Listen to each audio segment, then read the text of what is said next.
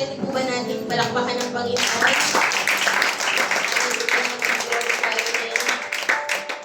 Today po, ang ating pong series po ay patuloy po tayo sa Every Home for Christ. And yung series po, ang purpose po ng series na to na Every Home for Christ is to bring the hope and the light of Jesus Christ in the home. So ngayon po minsan, as of now, no, hindi pa man natin nadadala pa ang ating pamilya, pero hayaan po natin na ang salita po ng Diyos ang dalhin po natin sa loob ng tahanan po natin. Amen? Na ang presensya po ng Panginoon ang dalhin po natin sa ating pamilya. Amen po ba? Sabi po sa Joshua, ang sabi po, ang pangako po ng Panginoon kay Joshua, lahat ng aapakan ng iyong mga paa ay magiging sayo. Kaya po naniniwala po ako, the purpose why you are there in your family is para i-conquer yan ng Panginoon. Amen po ba? Na kapag tumapak po ang mga Kristiyano sa bawat tahanan, ito po ay magiging sa Diyos. Amen po ba? Mananatili po at magiging sa Diyos po ang bawat pamilya. So we will bring back God's true design for the family. Yun po yung nais po ng Panginoon. Kaya po we are talking about Every Home for Christ. Kasi nais po ng Panginoon na ibalik ng Diyos o maibalik po ang pamilya natin doon sa tunay na design ng pagkakalikha ng Panginoon sa bawat pamilya.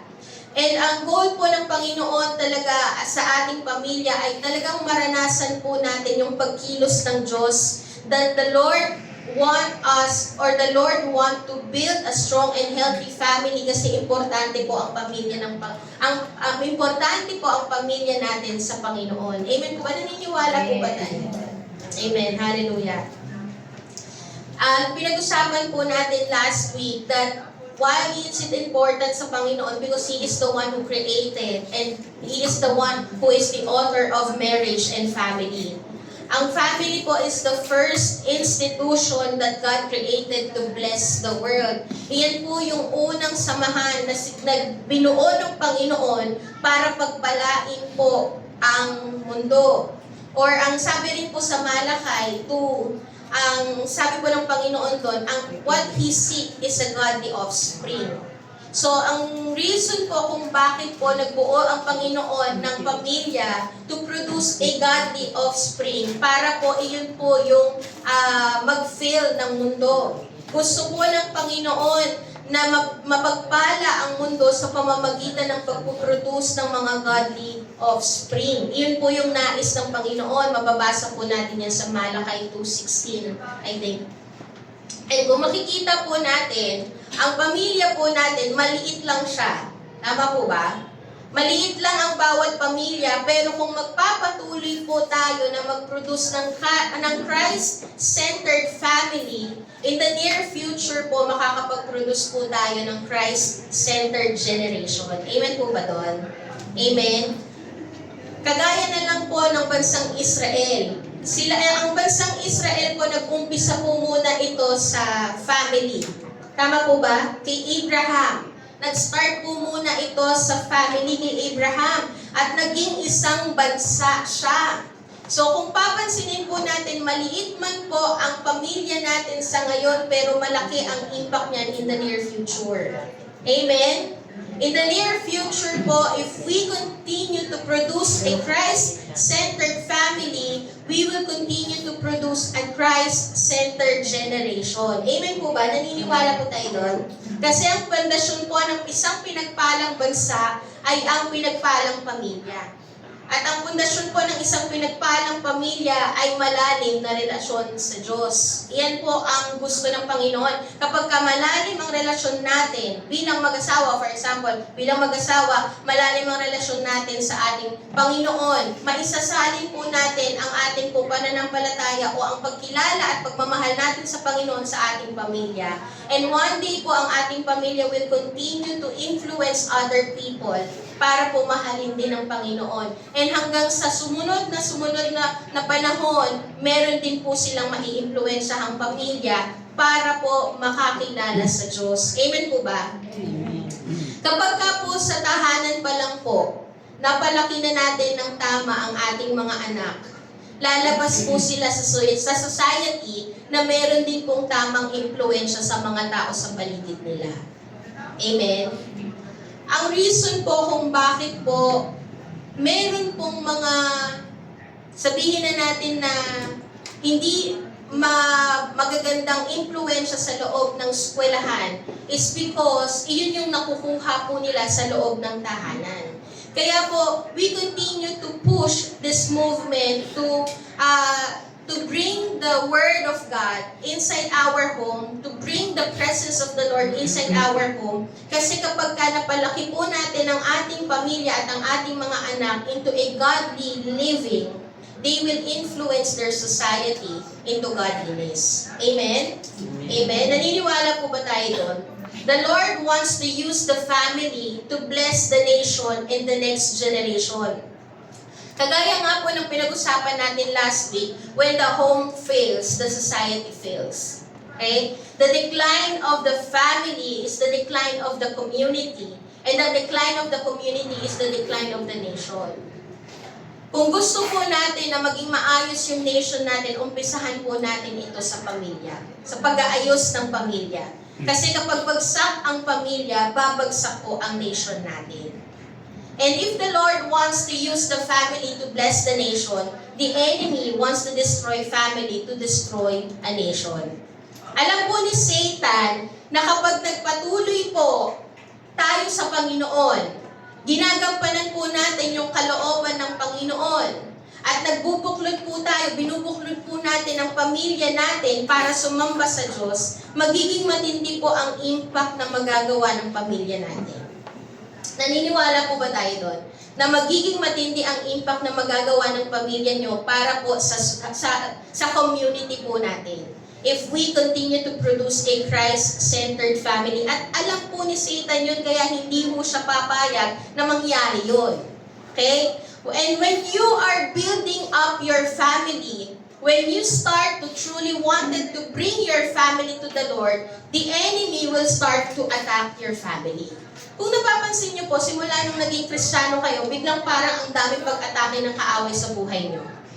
Tama po ba? Nung na-open po yung isipan natin na kailangan kong dalhin ang pamilya ko sa Panginoon, biglang ang daming nagiging problema na parang humahad lang. At ayaw madalan, hindi natin madala-dala yung pamilya natin sa loob ng church, hindi natin madala-dala ang pamilya natin sa Panginoon. Biglang may ganon. Okay? Kasi dahil alam ni Satan na kapag ang pamilya natin ay nakakilala sa Panginoon at naging Christ-centered family tayo, matindi ang impact na magagawa ng pamilya natin sa community. At ang lagi pong ginagawa ni Satan is to destroy the works of the Lord. Okay? Kagaya na lang po sa Nehemiah 4, ito pong book of Nehemiah, ang story po nito is ginamit po ng Panginoon si Nehemiah para po i-rebuild yung wall ng Jerusalem. Okay? And the reason po kung bakit gusto po nilang i-rebuild yung wall ng Jerusalem because the wall is the protection of the nation and the families. Yun po yung dahilan. Kasi yun po yung parang magpuprotekta. Yun talaga yung magpuprotekta sa kanilang bansa from the attacks of the enemy at sa kanilang pamilya from the attacks of the enemy. And nung nag-umpisa po na mag-build sila ng wall, nung nag-umpisa po silang mag-build ng wall, bigla pong may umaatake sa kanila. Okay? Ito po mababasa po natin sa Nehemiah 4:1. Meron pong ginamit ang kaaway para hindi magpatuloy sa pagbibuild ng wall. Okay? Meron pong ginagamit ang kaaway sa buhay po natin para hindi magpatuloy na maprotektahan natin ang ating pamilya from the attacks of the enemy. Kasi ang gusto po talaga ng kaaway, sirain ang pamilya natin. Sabi po sa Nehemiah 4:1, Now when Sanballat heard that we were building the wall, he was angry and greatly enraged. Galit na galit. Hindi nila maintindihan bakit galit na galit si Sanballat, wala namang ginagawa ang bansang Israel sa kanila. Hindi maintindihan ni Nehemiah kung bakit galit na galit si Sanballat at si Tobias At ang ibang nation, doon sa ginagawa nila, wala naman silang silang ginagawang masama. Okay? Ganoon po ang pag-atake ng kaaway. Kahit na wala ka namang ginagawang masama, ang gusto mo lang naman ipapuntahin ang iyong pamilya sa church. Ang gusto mo lang naman i-build ang family mo, biglang may pag-atake na nangyayari. Okay? Sabi po dito na, when Sanballat heard that we were building the wall, he was angry and greatly enraged, and he jeered at the Jews. Inaalipusta, kinukutya. But when Sanballat and Tobiah and the Arabs and the Ammonites and the Ashdodites heard that the repairing of the walls of Jerusalem was going forward and that the breaches were beginning to be closed, they were very angry. Ayaw ng kaaway na mapoprotektahan mo ang pamilya mo. Ayaw ng kaaway na may nangyayaring maganda sa bansa po natin. Ayaw ng kaaway na may magandang nangyayari sa pamilya natin. And he will give everything to attack your family because your family will have an impact to the community and to the nation. Okay? Ano po yung sinabi doon? And they plotted together to come and fight against Jerusalem and to cause confusion in it. The enemy will try everything to divide and conquer your family. The enemy will do everything to split your family and devour your children. Kasi ang mga kabataan po, kapag na-build po natin sila, matindi po ang magagawa nila in the near future. They will be the one who na nagagamitin ng Panginoon sa next generation. Kaya kapag na-build po natin sila to become godly, the next generation will become godly. Amen? Kaya po the enemy will do everything. Satan will do everything not to build our family in a solid foundation. Kagaya po ng nangyari dito, gagawin po ang lahat, gagawin ng kaaway ang lahat para hindi matapos yung project nila to protect their nation and to protect their family. Ganun po yung ginagawa ng kaaway. Satan will do everything to break the wall that protects our family. And ano po yung mga atake na ginagawa po ng kaaway sa ating buhay at sa ating pamilya? Una po, finances. Okay? Diyan po ang unang-unang pag-atake ng kaaway, lalong-lalo na sa mag-asawa. Kung papansinin niyo po, kapag tayo po ay nag-uusap-usap, or hindi lang po dito sa loob ng church, even sa labas, magtatanong ka, ano yung lagi yung pinag-aawayan? Pera. Pera ang madalas na pag-awayan ng mga mag-asawa. Pera ang madalas pag-awayan ng pamilya. Okay? And Satan will always attack your business, your resources, your job, your assets. Kasi kapag inatake yan ng kaaway sa buhay natin, sira ang finances natin. At pag sira ang finances, pag-aawayan ng mag-asawa ang finances. Okay? Papansinin niyo po, bakit laging pera? Bakit laging pera ang pinag-aawayan ng mag-asawa? And alam niyo po ba, hindi maiiwasan na magkaroon ng financial problem ang family. But don't let your family be ruined because of money. Amen po ba? Amen. Kasi yung relationship po natin sa family natin ay panghabang buhay na relasyon. Okay? Panghabang buhay na relasyon po. Di ba yung sa mag-asawa, ano po yung naging vows po natin sa mag-asawa? For better or for worse, for richer or for poorer. Ano po yun? Ha? In sickness and in health. Ano pa? Till death do us part. So panghabang buhay po ang commitment ng mag-asawa. Kaya wag po nating hayaan na masira yung panghabang buhay na commitment sa temporary na problema. Amen po ba? Kasi ang financial problem po, yes, darating. Pero siya po ay temporary problema. Amen po ba? Amen? Temporary lang po yung financial problem, kaya wag po nating hayaan na yung financial problem o yung temporary problem ay makasira ng panghabang buhay na relasyon. Amen po? Amen po ba? Amen. Amen. Wag po nating hayaan na because of money matters, family relationship will be ruined. Tandaan po natin, mas mahalaga ang pamilya kaysa sa pera. Tama po ba? Amen. And hayaan din po natin na sa tulong po ng Panginoon, mabigyan po tayo ng kalakasan para piliin ang kaayusan ng pamilya kesa palakihin ang problema. Amen po? Piliin po natin palagi ang pag-aayos ng relasyon kesa masira ang pamilya because of the problem na kinahaharap ng pamilya. Dapat po sa mag-asawa o sa pamilya, nagtutulungan sa pangangalaga ng pananalapi ng pamilya. Ang mag-asawa po dapat nagtutulungan. They should learn how to be a good steward. Wag po nating hayaan na magkanya-kanya ang mag-asawa. Naalala ko po yung tinuro po ni Chinkitan. Sa mag-asawa po, wag po na dapat hayaan na magkahiwalay ang finances ninyo. Kasi nung tayo po ay nagkaroon ng vow, naging iisa kayo. Tama po ba? Pinag-isa kayo ng Panginoon. So even in your finances, pinag-isa din po yan ng Panginoon. Kaya hindi po dapat na pera niya, pera ko, pera ko. O pera niya, pera ko, pera ko, pera ko. Okay? Dapat po pinagsasama para magkatuwang yung iba-budget, magkatuwang yung haharapin yung mga financial problem. Hindi kanya-kanya. Nakatoka yan sa'yo eh. Ikaw na ang bahala dyan. Ikaw na bahala kung saan ka kukuha.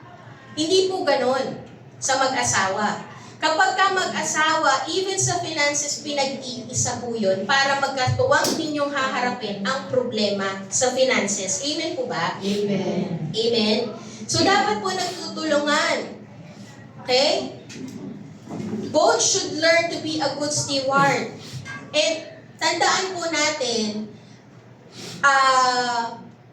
because of finances, nagkakaroon ng problema ang pamilya. So please, we continue to encourage everyone, wag na po tayong mangutang or wag na po tayong mag-gamble. Okay? Yung magsugal. Kasi iyan po ang dahilan. Ang dami po nating maririnig na ang dami po nating naririnig na mga story of family na nasira dahil sugarol ang isa sa pamilya. So, finances po ang inaatake ng kaaway. Amen po ba? Kaya po, wag po nating hayaan na nagiging way of life natin yung pangungutang, nagiging way of life po natin yung pagsusugal, na kailangan kong magsugal para kapag ka meron na akong na kubra o pumaldo ako, papaldo. Pumapaldo tayo, may bayad, may pambayad tayo sa utang. Huwag niyo pong asahan ang sugal. At huwag din po nating asahan ng pangungutang. Ang kailangan po natin is mag-impok ng pera at huwag maglustay. Amen po ba? Amen. Maging self-controlled po tayo at bigyan ng priority ang tunay na pangangailangan ng pamilya. You need to have self-control when it comes to finances. You need to be a good steward when it comes to finances. Prioritize the needs, not the wants. Amen? Amen po ba? Do not live above your means. Ibig sabihin, wag tayong gagastos ng sobra sa income natin. Amen po ba? Amen. Learn to save. Learn to put God first in our finances. We must, ito po, meron lang po akong ibibigay po sa inyo na ginagamit po ng mga Kristiyano para po mabudget po nila yung kanilang finances. Sa labas po kasi, meron pong tinatawag na 80-20 rule. Alam niyo po yung 80-20 rule? Alam niyo po yun? 80-20 rule. 80%, sa labas po ito ha, ito yung ina-advise ng mga financial advisor. 80% po mapupunta sa expenses nyo. 20% po mapupunta sa savings. So kapag nagkaroon tayo pagka sumweldo na, 20% automatic itabi natin sa ating savings. 80% dun lang po kayo kukuha ng pang-expenses. After the expenses, kung ano yung matitira, yun lang ang pang-wants. Okay, you will not live above your means. Pero sa Kristiyano, ang Kristiyano po is 10-20-70 rule. Ayan, pakita po natin the 10-20-70 rule. The 10% tithes, 20% is savings, And then 70% is the expenses and the wants. Okay, minsan po kasi ang nauuna po is yung wants. Okay, ay nakasweldo ako, deserve ko to, magsasamyep ako. Ay kailangan ko to, kailangan kong mag-Shopee. Nauuna ang wants. Kaya doon sa 70% of the expenses, wala nang panggastos. Okay? Kaya po ang nangyayari, instead na yung 20% ng savings or yung 20% mapupunta sa savings, napunta ang 20% sa wants. Okay? So, kailangan po ito yung kailangan po nating tandaan, the 10-20-70 rule. Amen po ba? Aalagaan po natin ang finances natin. Huwag po nating hayaan na because of finances, mag-away-away po ang pamilya. And sa mga, hindi lang po sa mag-asawa ang dapat nagpo-provide. Sa mga anak po na may kakayanan ng mag-provide, nagtatrabaho na. Di ba nga po last week, pinag-usapan natin yung verse na sinabi po ni Paul na mas masahol pa sa hindi mananampalataya ang isang Kristiyanong hindi nagpo-provide sa family. So, as an adult or a young adult na meron na pong kakayanan to earn a living, you help your family. Amen po ba? You help your family with the finances. Amen? Amen po. Pangalawa po is yung children. Dito po inaatake ng kaaway. Isa sa mga inaatake ng kaaway ay ang ating mga anak.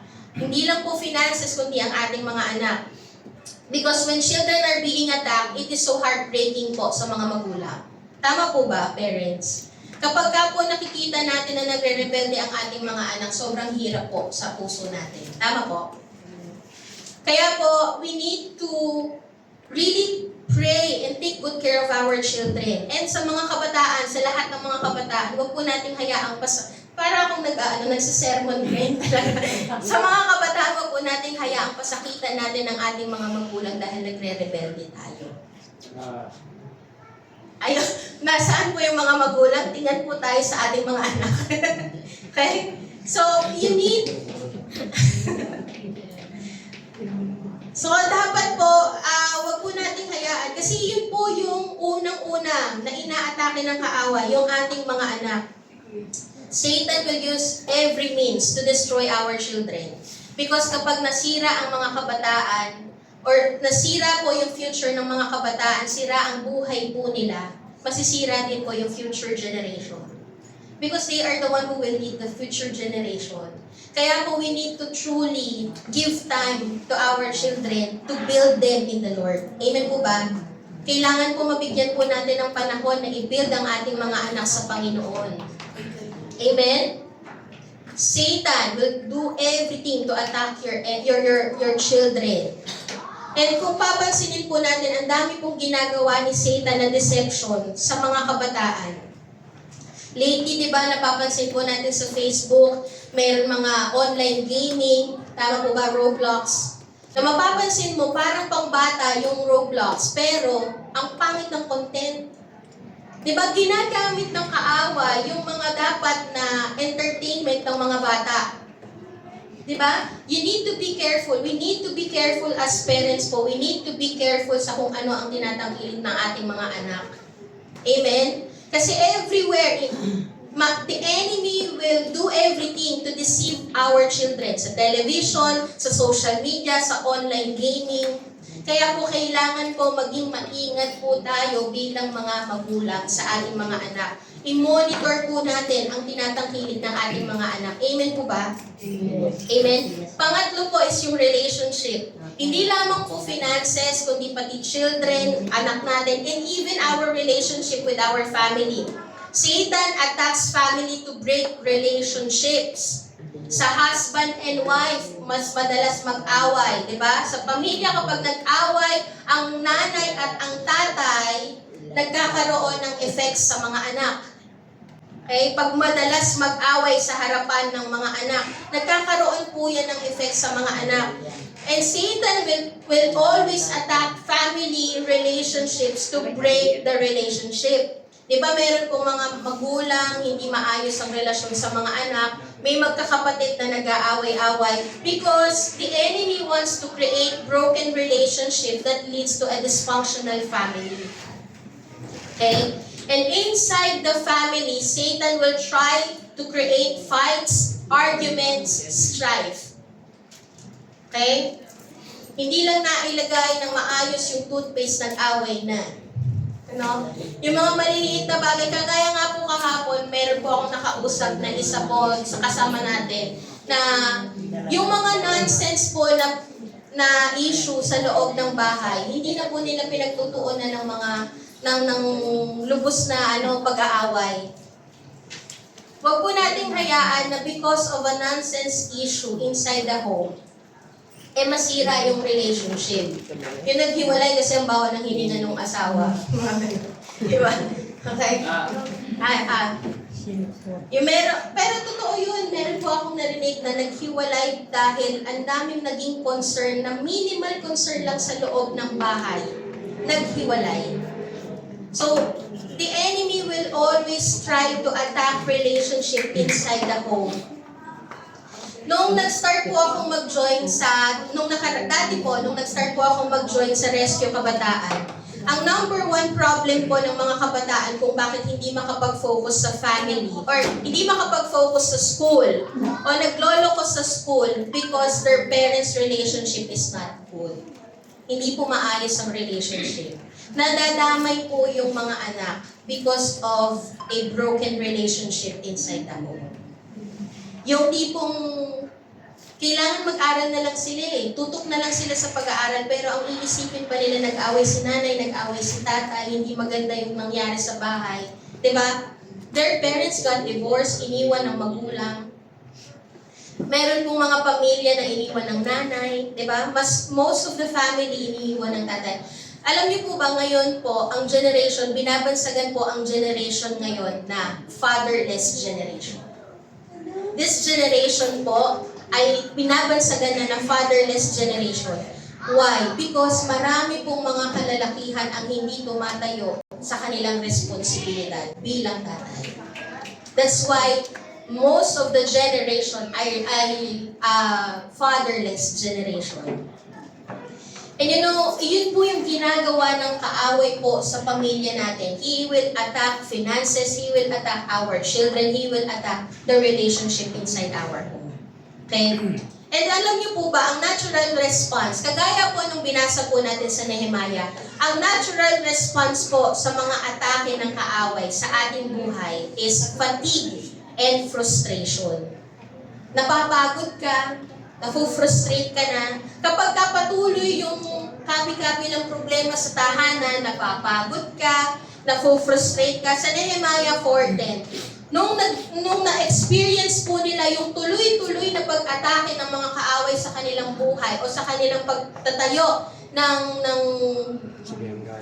wall, ano po yung nangyari po sa kanila? Ano yung naging response nila? Parang gusto na nilang sumuko. Sabi po sa Nehemiah 4:10, in Judah, it was said, the strength of those who bear the burdens is failing. There is too much rubble. By ourselves, we will not be able to rebuild the wall. Yun po yung unang naging response po nila o yung natural na nagiging response po nila sa atake ng kaaway. And sometimes po, ganun din po yung nagiging natural na respond ng mga tao o ng mga Kristiyano kapag inaatake ang pamilya, kapag inaatake ang mag-asawa, parang napapagod na. Hanggang sa yung pagod mo napunta na sa frustration. Ang tendency po natin, mapagod tayo sa kabi-kabilang problema sa pamilya. Ito po yung sinabi, di ba? The strength is failing. Napapagod na kami. Ang dami na namin nakikitang problema. Kabi-kabila ang kinahaharap na problema namin. Pagod na kami. And that fatigue will easily lead you to frustration.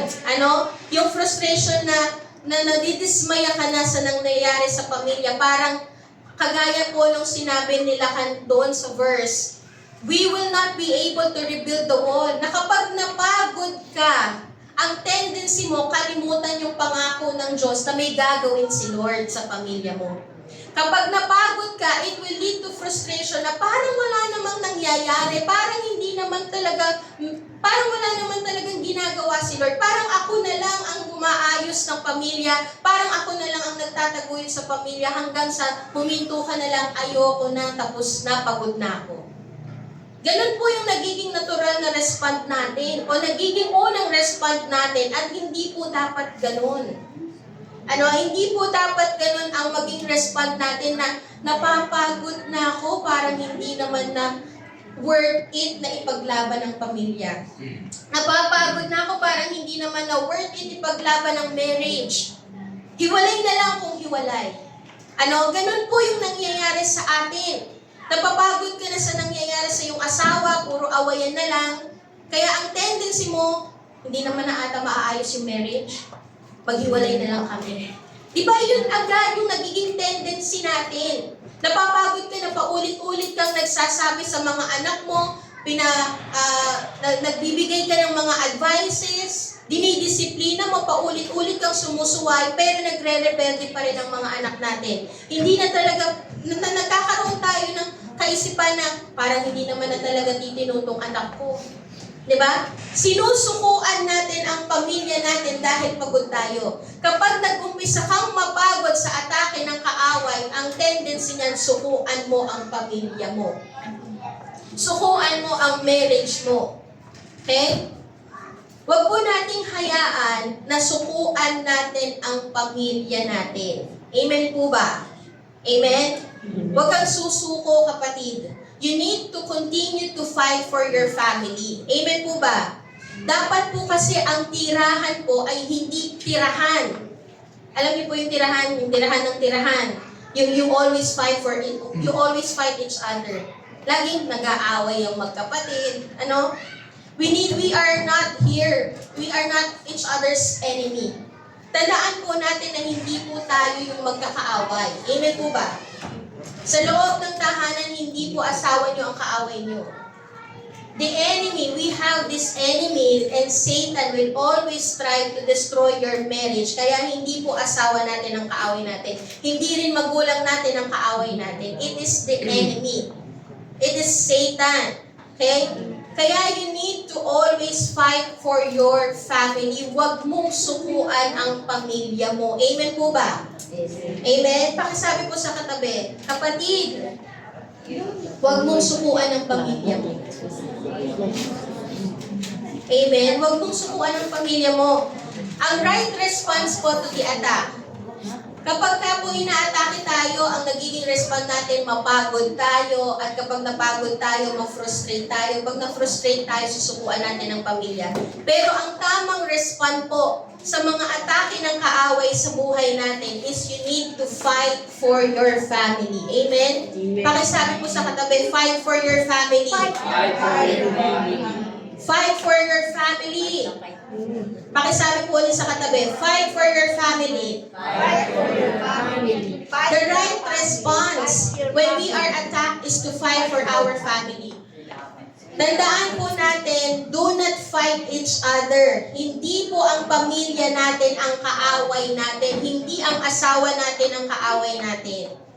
It is the enemy, Satan. So don't fight each other, but fight for each other. Amen po ba? Amen. Amen? Ulitin ko po, don't fight each other, but fight for each other. Amen po ba? Amen? Sabi po sa Nehemiah 4:14, listen.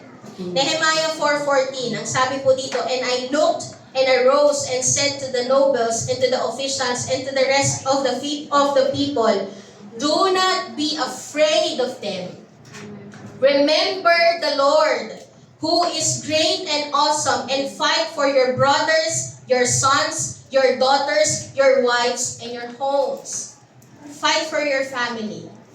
Amen? Iyon po yung dapat na respond natin sa mga nangyayari sa ating pamilya kapag inaatake ang pamilya sa finances, inaatake ng kaaway ang anak natin, inaatake ng kaaway yung relationship natin inside our home.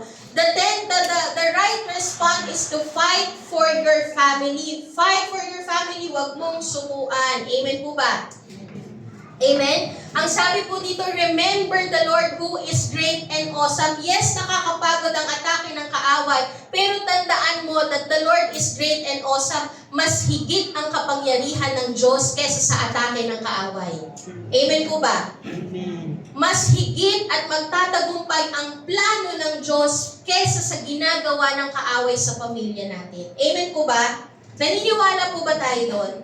Remember the Lord. Alalahanin mo, may plano ang Diyos sa pamilya mo. So huwag mong hayaang sukuan ang pamilya mo. Fight for your family. Amen? You need to fight for your family. Huwag mong sukuan ang pamilya mo. Yes, may pag-atake, but the attack is not the end destination of your family. Hindi po yan ang katapusan.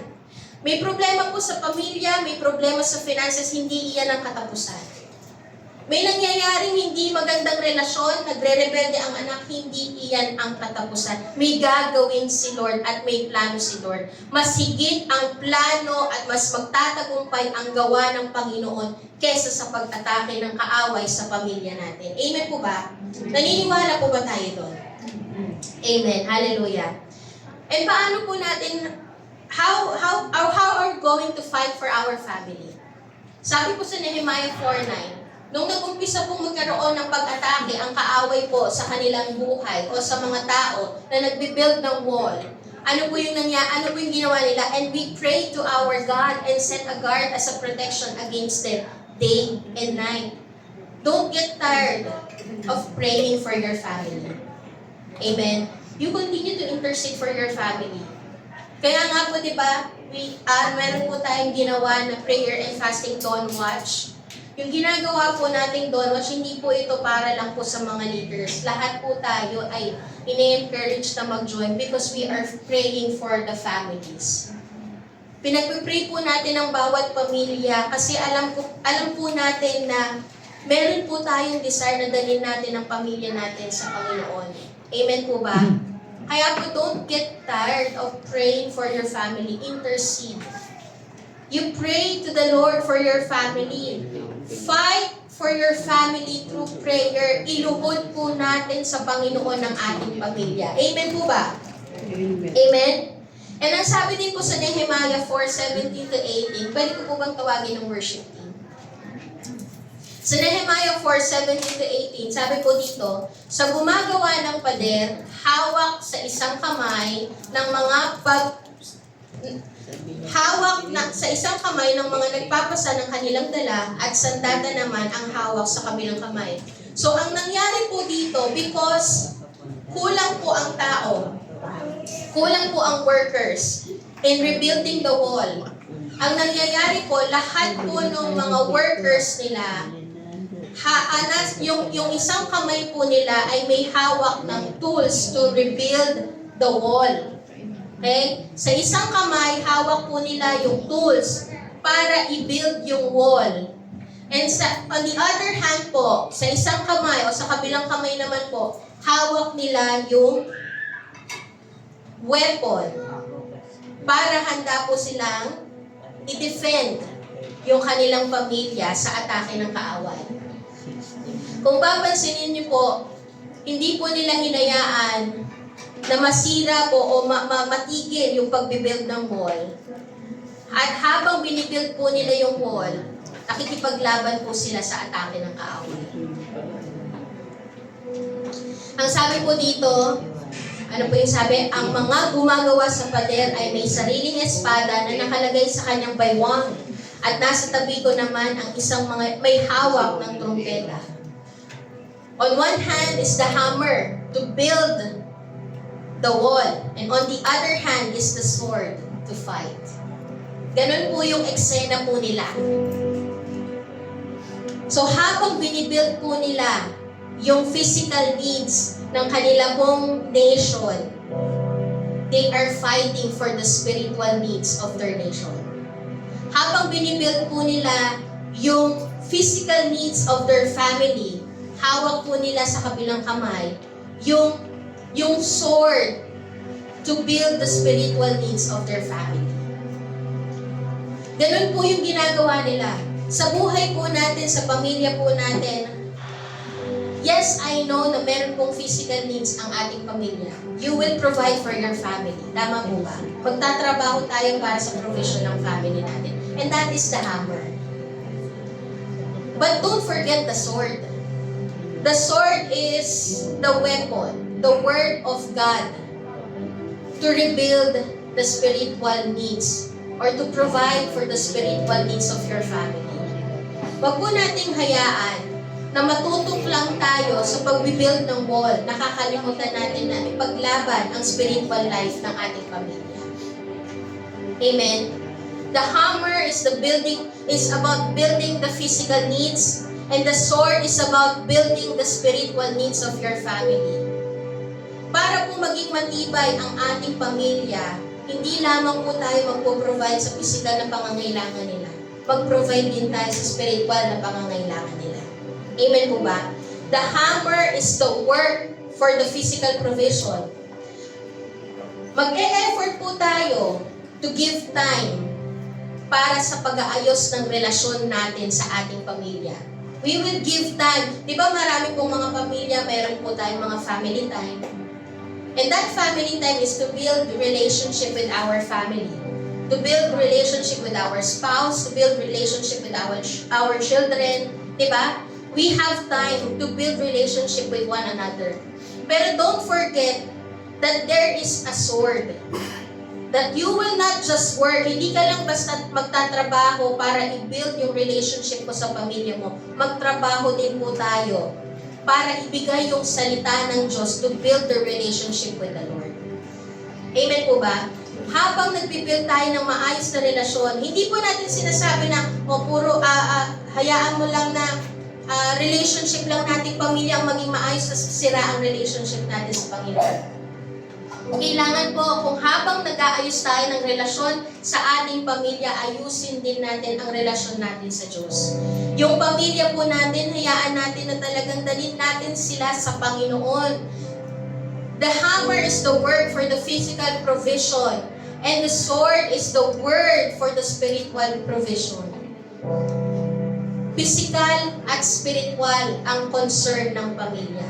If you want to fight for your family, wag po nating hayaan na puro physical lang ang concern natin. Hayaan po natin na maging concern din po tayo sa spiritual needs ng ating mga anak. Amen po ba?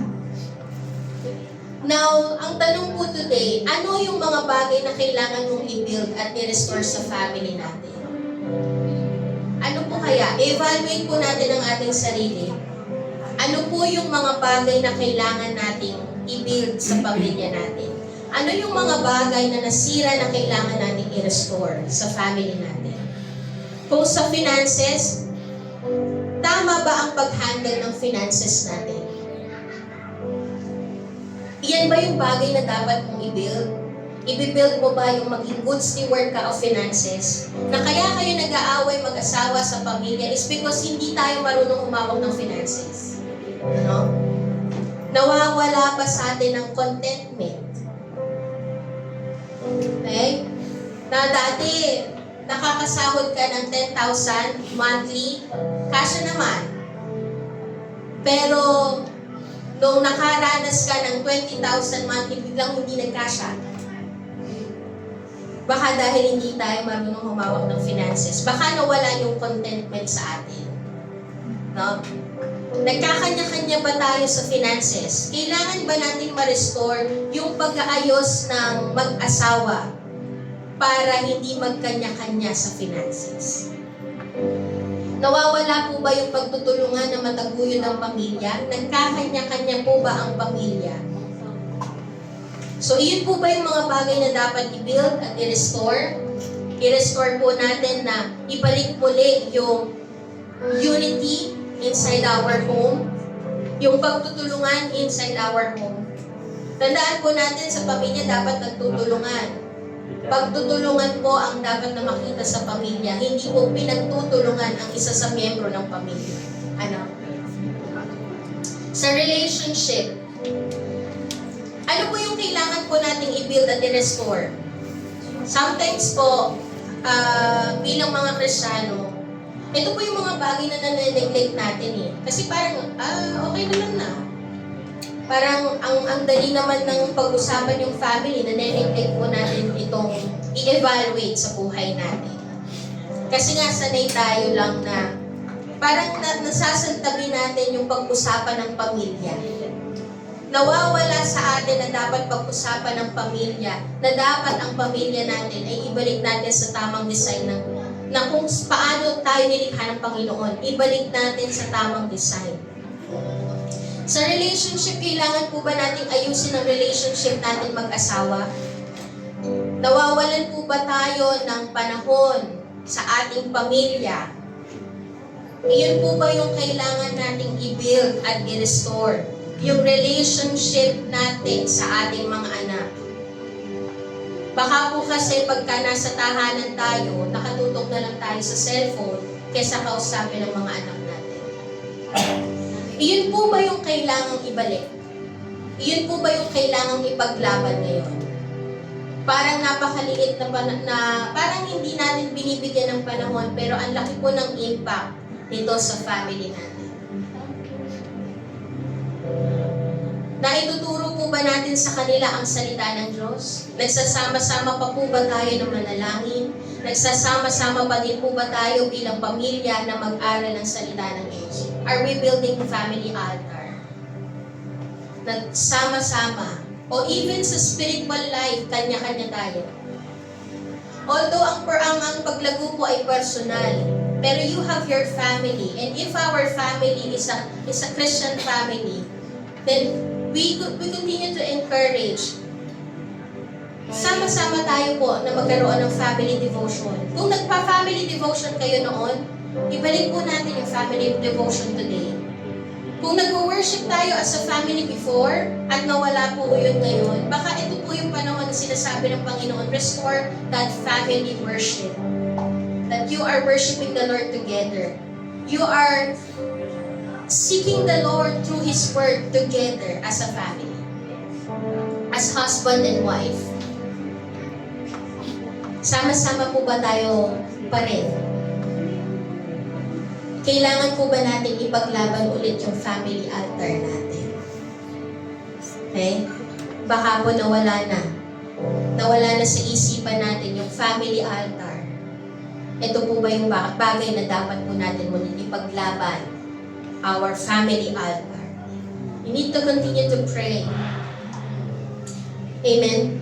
Fight for your family. Pakisabi po sa katabi, fight for your family. Fight for your family. Yung meron pong authority. Yung merong authority, yung hindi po parang tinatamlayan na parang talo agad. Talo agad, fight for your family. Ano? Diba? Yung merong conviction, may authority, fight for your family. Fight for your family. Amen? Don't let the enemy destroy your family. Si Lord po ang lumikha niyan. Si Lord ang lumikha ng pamilya mo, kaya ipaglaban mo ang pamilya mo, huwag mong sukuan. Kapatid, huwag mong sukuan. Kung meron po tayong ginagawa noon para i-build ang pamilya natin sa salita ng Diyos at dali ng pamilya natin sa Panginoon, at hininto mo na siya kasi nga ang tendency natin minsan kapag napapagod tayo kapag inaatake tayo ng kaaway, napapagod tayo, nafo-frustrate tayo at ang tendency natin sukuan na. Fight for your family, kapatid. Let's continue to fight for our family. It's good and it's so blessed to see na pamilya ang pumupunta sa church. Amen po ba? Pamilya ang dumadalo sa gawain ng Panginoon para magpuri sa Diyos. Amen? Ibalik po natin yung mga bagay na ginagawa natin para sa pamilya natin dahil dinadala natin sila sa Panginoon. Amen? Pwede po ba tayong tumayo muli? Dito po sa gilid po natin, meron po tayong prayer wall. And maglalabas po ako ng paper po dyan. Ilalagay ko po doon sa tithes box, tithes and offering box. Pwede po kayong magsulat doon ng prayer request po ninyo and ipaskil po natin po doon sa ating po prayer wall. So that we will continue to pray for our family and we'll continue to be reminded that we need to fight for our family. Pakisabi nga po ulit sa katabi, fight for your family. Amen. Hallelujah.